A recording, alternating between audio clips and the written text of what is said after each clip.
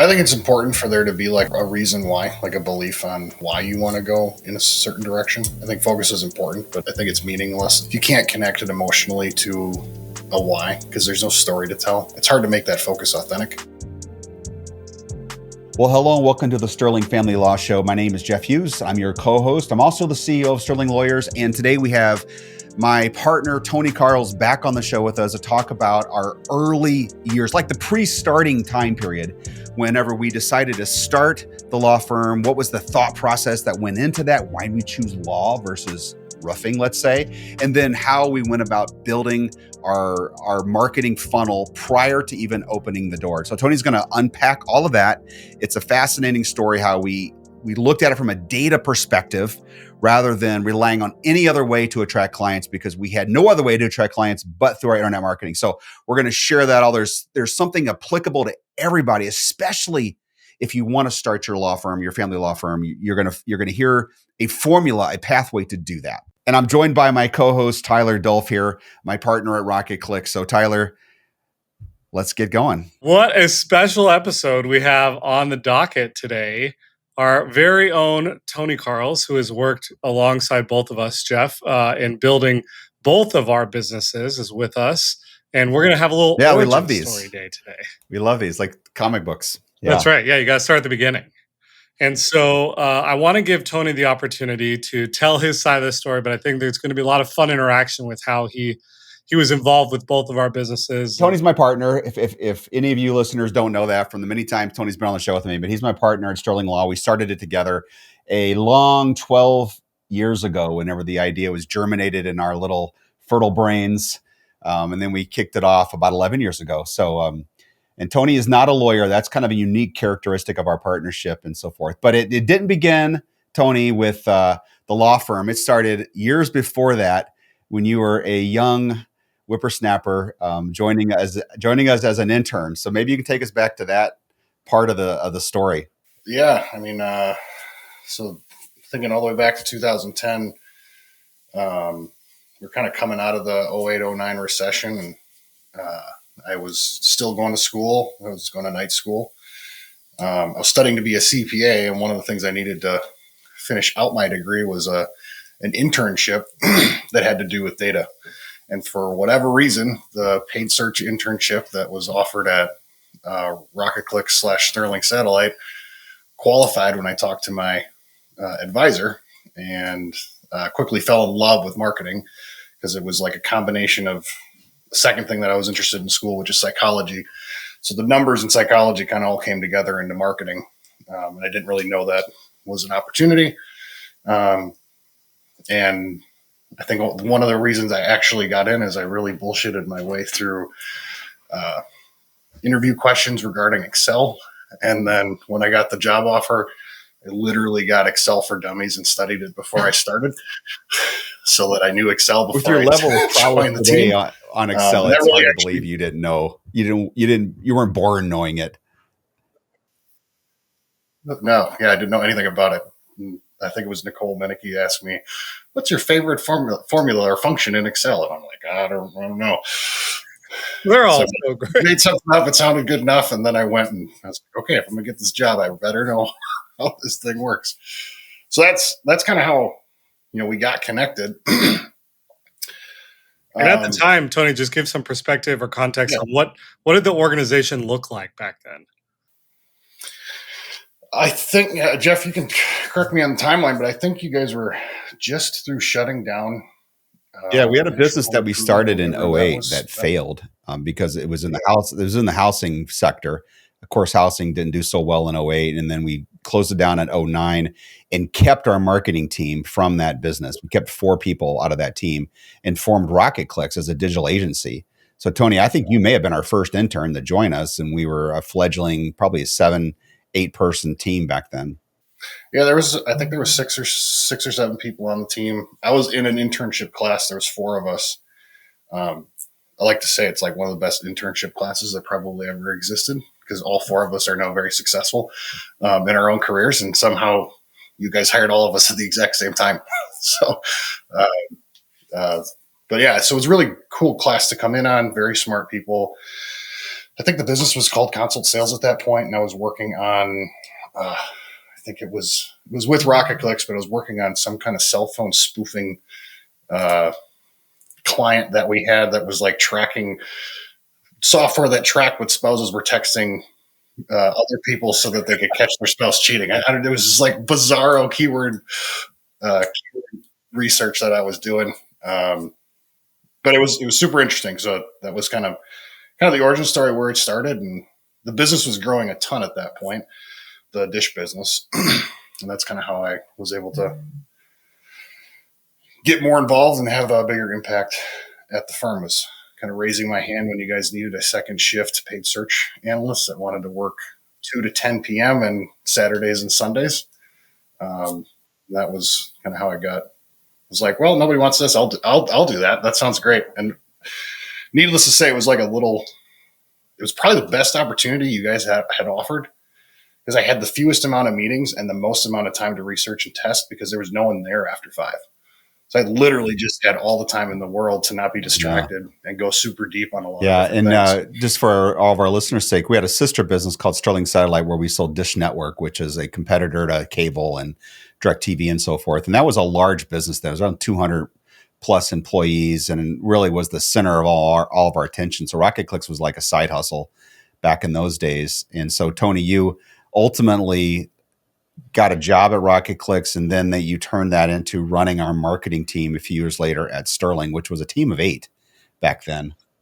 Yeah. So I remember when kind of that opportunity presented itself. I very distinctly remember going into your office and telling you I'd like the opportunity. I know I don't have all the qualifications, but I'll work hard. And you took a chance on me. I think I was like the interim director or some like really non-definitive, non-people title, but I didn't really care. And it was just a great opportunity to continue to go and run and start adding value to the business. So it's funny to me as you're telling this part of the story is like, if anyone that knows you today knows you as like, do whatever it takes, get anything that needs to be done. And it feels like that mindset was cultivated early on in your career. Do you agree with that? Yeah, I mean, I always enjoyed working. Like it didn't feel like work to me. It felt like a really interesting game that had you could see the scoreboard because it was all in the data. So it felt very fun to me.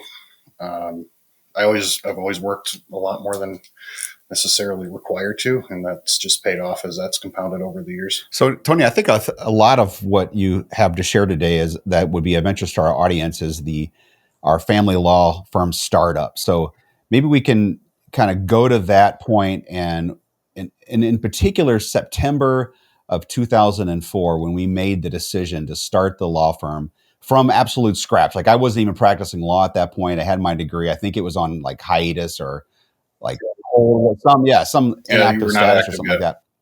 And then, so what was the thought process on how did you get rolling? Because there's a lot to apply here to someone looking to go off and start their own family law firm. So how did you go about doing it? Yeah, I know. I mean, when we kind of, you definitely saw it, and kind of the leadership team agreed with you on kind of where the trajectory of pay TV was going. Like it was ending its life cycle.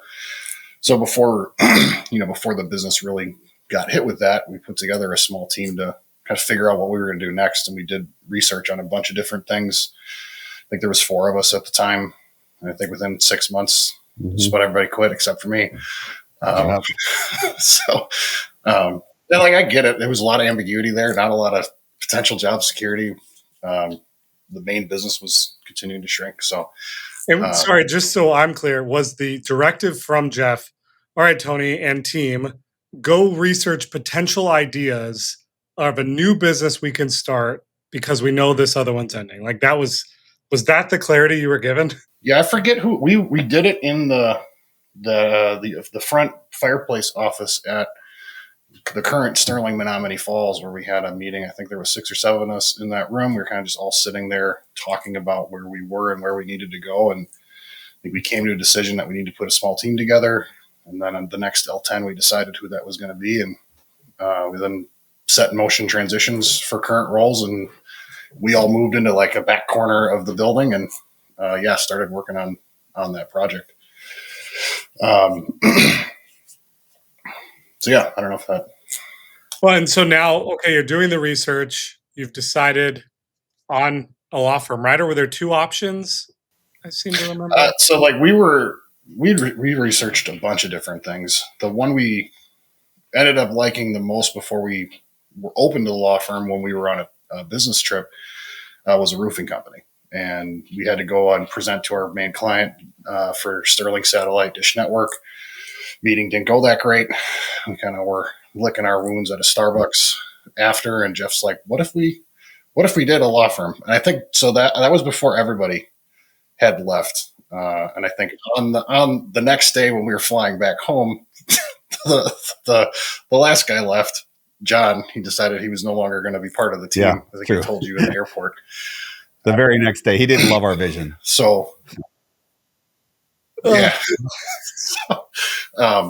But yeah, Jeff pitched that at the Starbucks there in Denver, and we came back and did some research, and it looked really positive overall in terms of like what it looked a lot like roofing, except you lost the seasonality, and especially here in Wisconsin, you only have a couple months to really run after that. So, but there was high transaction value. There was longer buying cycles. It was a serious business. It was a serious purchase decision. And a lot of the purchase behavior emanated from local. It was a local search, and the competitive space there looked less mature than what we were dealing with in the affiliate space, which was basically extraordinarily competitive with a lot of smart marketers versus kind of going into this local space where you have a lot of businesses that they don't necessarily focus super tremendously on their business or their processes or their marketing. Yeah. They're just really good at their service. That for me, that was the clincher, Tony. So that was for me, and my analysis is that we felt like we had the marketing chops to go in and compete with a lot of folks who had jobs as lawyers, right? They were not marketing people. They were really focused on building their firm out. So we knew we could compete with them and do well, and that proved out to be true. So, and even today, still, if you know how to market, you can kill it in the family law space. And so that's what we did, and we immediately started to grow. So Tony, you architect our complete marketing system. You put it all together and build it out over the ensuing 10 years. So kind of what was the mandate, and how did you go about doing it relative to that? Yeah, at the beginning, we had to figure out when we could open and hire our first person, and we struck a relationship with someone in your network that we were able to. They allowed us to send them phone calls, and we were allowed to listen to them just so we could understand if they were quality or not. And then once we got, I think it was 27 calls a week, we knew we could hire our first attorney. And that's kind of when we pulled the trigger. And several months later, we found our first person. Because for, when I was a paid search analyst, I think it was Gerald Burke showed me what a waterfall looked like from a paid search perspective. And that's really it's how I really thought about everything moving forward, because it's basically everything, almost everything basically functions from a waterfall perspective. So we understood that if we got this number of users and that turned into this number of phone calls, it would turn into this number of scheduled consults. And then we made an assessment on, all right, if we close at 30%, how many cases would we get a week? Does that equate to being able to sustain a full-time attorney? And that's kind of the back-end math that we backed on that into. You mentioned just a second ago, I thought I heard you say, once we got the 27 phone calls from prospective clients, that's when you knew the waterfall told you that would render enough clients to start a firm with. Is that? Yeah, I don't remember that number. Yeah, good memory for that. So an attorney. That really, I think, tell us more about that, because the 27 calls would yield, what was the analysis on how many clients that would yield at what dollar value? Do you recall? So 27, or basically for every 2.1 phone calls, you get a lead, and then you have the throughputs from leads to consults, and then consults to funded agreements, and that would equate to about 3.5 funded agreements per month, which was enough to grow a caseload over the course of 6 months to about 35 to 40. And we thought that was sustainable for hiring our first attorney. Okay. That's kind of how we backed into it. Was it 27 calls a week or 27 calls a month? Okay, that would be three and a a half week. clients a week or a month. No, so that would be so that 27 would end up being about 12 leads, 6 consults, and then 30% close rate is going to give you about a little more than a file a week. I think just to take a pause here, because we talk to a lot of law firm owners who don't start their law firm thinking about how many leads do I need and how many of those leads are going to turn into consults and consults cases. I think it's very interesting how you both went about starting this from a math and data perspective, as opposed to a lot of law firms who are relying on their name and their reputation and their network and going into the community. That to me feels totally different. That's the unique part of our story, because I'm a lawyer, so that gave us the ability to start the law firm, right, and own it. But I had no reputation whatsoever. No one knew. I hadn't been practicing in 7 or 8 years, so we were completely flat-footed. We could rely on no referrals. I had very few relationships even left from my days. So this was a complete math equation that we had to figure out from the get-go to start it. So in that sense, is a lot of times not relatable to other people, but that was like anyone can do that. You can work with marketers that can help you start from nothing to get going. Yeah, I would say the mistake we made about in that I'm sure you talked a little bit about when you guys did your origin story, Jeff, was we saw how good the data looked in the waterfall with a lot of different practice areas, and we grew way too fast, and we weren't very good. So that was a big mistake. I think I forget the exact saying. I know you've said it before, but I think it's like pigs get fat and hogs get slaughtered, or something like that. We were definitely. I think that's a Mark Cuban saying that I've repeated many times because we love that. So yeah, what you built enabled us to just completely turn gas on a fire, and we grew from 0 attorneys when we started in June of June of 05 or 04, right? 04, excuse me. And we went to 8 lawyers in the first 18 months, and the phone was just ringing constantly, and we were doing everything. It was chaos, and we were terrible, frankly. We were only good in family law with a few attorneys. The rest of it was bad. Yeah, I mean, what showed up for us, I think, was in the dish business, we had very little to do after the sale with the client, like basically nothing, essentially. So like we didn't have to operationalize the service of Dish Network. Dish did that. We did marketing, we answered the phone, did the sale, put it in their order entry system, and somebody else dealt with the rest. And when we started the law firm, we're like, well, this is just the same thing. We'll do the marketing, answer the phone, set a consult, and the attorneys will deal with the rest. And the reality is, like, that's not how you build a business. So kind of quickly ran into that reality. I think it's really important that we stay in this kind of like first year fire fighting, because I think a lot of attorneys find themselves there when they start their own firm, or they leave a big firm and then they go to a smaller firm. There's a lot of chaos that happens in those early days. And Tony, you were kind of handling marketing and operations, is that right? Yeah, I mean, I answered the phones when we first started. That's kind of what happened. It was me, and like we hired Jody and Kelly, and us 3 answered the phones. So we also, I distinctly remember when we got our first consult, none of us knew what to do. So, because we never had a person come into our office before for a consultation, we all just kind of looked at each other. So, and then we escorted them in and asked them if they wanted coffee, and Dan went in and executed the consult. We were all super excited. I don't think the client hired us, so opportunity for improvement. And you were just there in the trenches, right? Every new issue meant a new process, or meant, hey, we got to learn from this, or whatever it was. And like, that's startup mentality. Yeah, 100%. It was, there's a lot of unknown, and we just kept encountering that over and over again. And, we paid the penalty for that in, not being super profitable for many years. And like, that's the reality. We were building a big engine, and we had so much unknown in our, Johari window. And, every month or 2 months we unlocked, oh, look, here's another thing we had no clue about.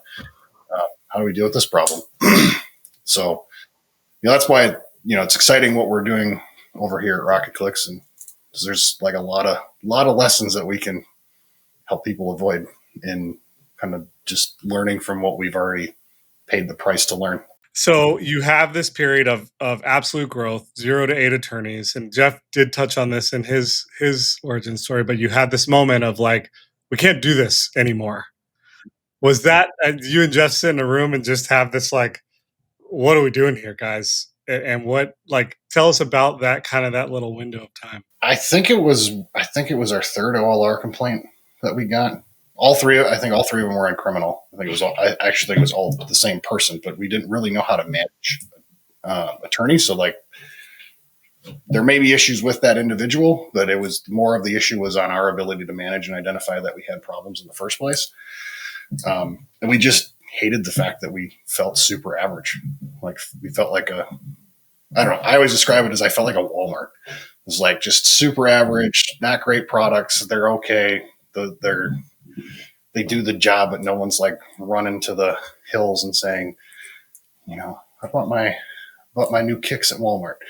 So that's kind of how it felt to me. To me too. I don't know if that's I remember it being remember it. Embarrassing because we were getting not only the bar complaints with the state regulators, but we're getting tons of client complaints that didn't escalate to that. So we're just constantly dealing with this sloppy work, and we didn't know what we were doing. We didn't know how to manage them. We didn't know how to build out a process for that stuff. And so we decided that we're going to cut it way down and do just family where we can focus on one area and become great at that. And so that was the sacrifice we had to make. It was tough. You flew across the country, right? Yeah, to meet with Lee Rosen down in Miami and came back in the next week. Said, we're going to do this. We're going to rip the Band-Aid and we're going to literally cut half our firm out, let them go and refund clients and shrink down to 4 attorneys from 8 and start over. Yeah. And I mean, it was a hard moment, but it was also a really, looking back, it was definitely the right decision. Because that year we our revenue was flat. We did that in February. We cut out about 40% of our business, and by the end of the year, we had the same revenue as we had the prior year because we really focused, and then we really started to see our growth happen because we were just implementing systems for the same product line over and over and over again instead of creating a system for criminal and for personal injury and for family and for estate planning and every other thing that we were trying to do. Didn't work. We just had like a real general system, not a whole lot of opportunities for our intake team to be good or our attorneys to have good sales materials in the consultation room. Like there was just a lot of opportunity that was missed on the front end. Tony, what did you learn about yourself during those days? And how did you have to grow as a leader, or have you grown as a leader because of those experiences? I guess the thing I learned, the lesson I probably took away the most was how important focus was, because of the outcome within that same year.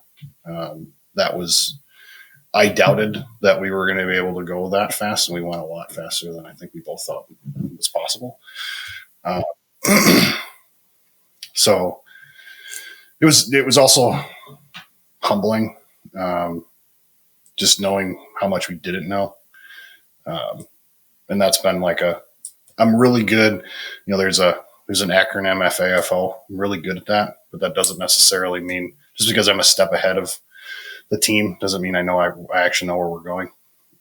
And like, that's been, over the years, that's been something that I've been kind of focused on getting out of the way, because there's opportunities to do things differently and better, with a lot more strategic insight than just muscling around trying to figure it out and hoping it works.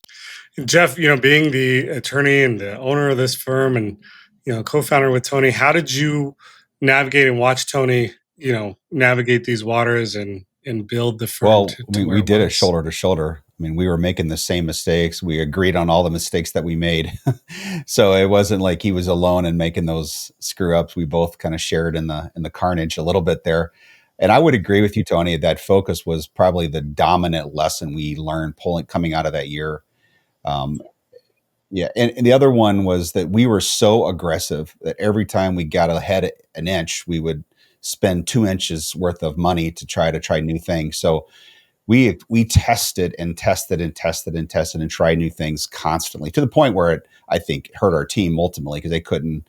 It was like whiplash city. But we learned so much. We learned what worked and what didn't work, and that positioned us to scale. So I don't know how much of I could go back and say I would change, right? But maybe the communication around it we would have got better at, rather than just jamming things through. We just so similar experience. Yeah, I think like the on that, our I think looking back, the how we communicate and kind of get the team behind initiatives and ideas, it's more collaborative than at least for me than it was in the past, because I can get a lot more done when the team's bought in.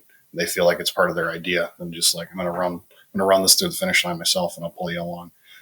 What So I think one of the things I quote would regret. I don't regret a whole lot, but I can look back on those moments, those years, because we were so aggressive. We were able to position ourselves to get where we are today. On the other hand, that constantly kept us on the edge of, I wouldn't say solvency, but we weren't making money, so we would make poor decisions in response to that. And rather than slowing it down, building some margin where we can think through decisions rather than just make them quick, that that took us years to work out of those bad habits in those areas. yeah, I mean, I don't think it was until at least for me, I don't think I truly had an appreciation for the timeline it took to build the team up so that we could actually grow until we got involved with Jeff Curlin, and like that was years later.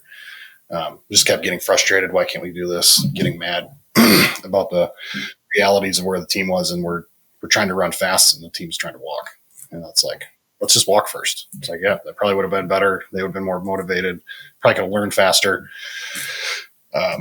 So, it's just that's a different, that's an art. That was not understood, at least on my end, or very well at the beginning. So as I'm listening to this, and I'm assuming, our listeners, they may be thinking like, hey, this focus thing sounds good. Maybe I want to transition my firm from multi-practice to single practice, and I want to double down on this. What advice or lessons can you give our listeners as it relates to making that transition? Maybe some lessons learned from your experience.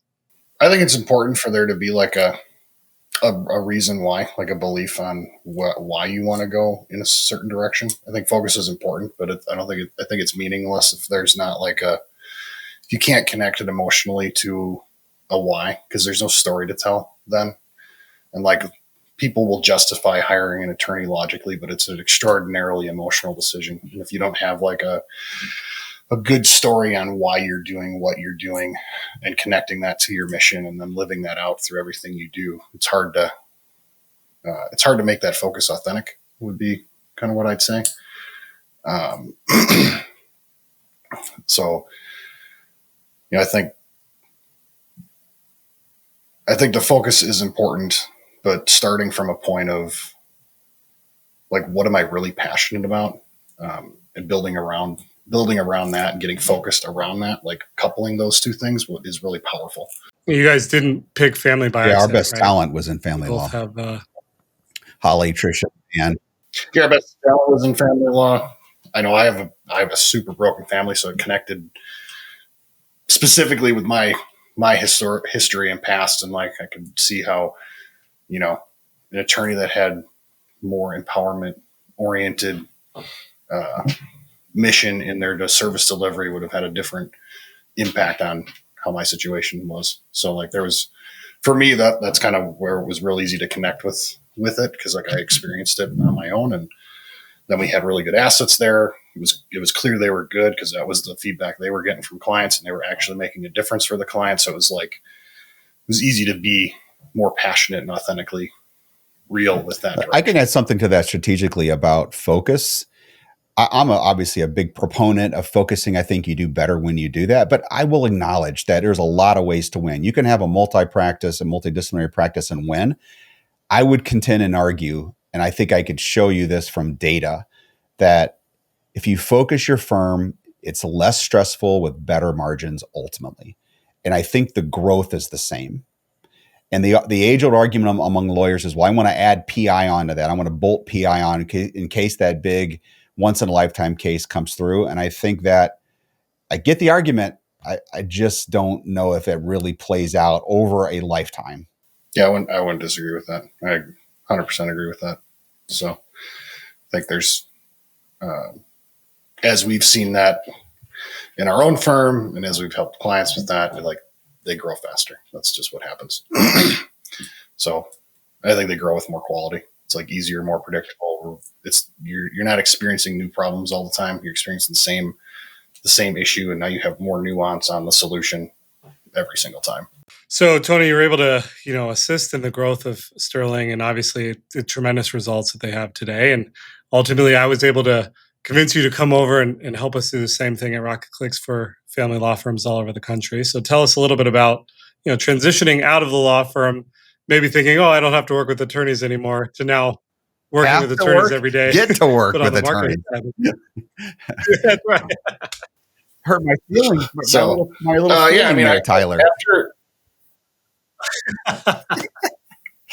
After we pivoted, our growth was pretty fast, and like I started feeling out of my element. I think about the third year that we grew, because I think we had almost 3 straight years of 60 to 100% growth, and we went from like 1.7 to 3.5 to 6 to 9, and I'm like, holy smokes, this business is way bigger than I have any experience doing. And that's right around the same timeline when we got connected with Jeff Curlin, and that's when I could see like how far off from an experiential perspective I was from being able to lead the team. And he coached us for, I forget how long we were engaged with him. I think you started with him, Jeff, and then I got involved with them, and then we were able to bring him onto the firm, and that kind of created the opportunity for us to connect. So, and kind of seeing how he's continued to lead the firm and build a leadership team has been a really good model for me in terms of how we're, building and growing Rocket Clicks, and all the technical knowledge that we learned over at the law firm, that's easily transferable. It's the building of the company thing that I think is harder, because it's easy to do things with a couple people. It's really hard to do it with a large group. Yeah, the non-attorney leader is something that you guys have obviously subscribed to, both in Tony and now in Jeff Curlin. Jeff Hughes, do you see that as a unique differentiator? I certainly don't talk to a lot of law firm owners that have a non-attorney leader. A differentiator in the sense of the clients don't care about that. So that in that sense, I don't see it as a marketing advantage. It certainly has given us a business advantage. I mean, just the law of numbers are going to tell you that there are more astute business people in the general market than among lawyers, just because of the nature of, the percentage of lawyers in the market versus people that are really good in business. So I would say that the majority of firms would benefit from having a non-lawyer leader of the firm from a business team building standpoint. If they want to grow beyond a couple lawyers, I think they would benefit from having a non-lawyer involved. Generally, there's always a unicorn among a lawyer who's great at both. Outside of those few, certainly that's true in our case. And I think I would have probably fancied myself as, more business experience than most lawyers because of my experience, right? But there's a big gap between me and Jeff when it comes to scaling and building out teams and culture and so forth. So we benefit enormously from that.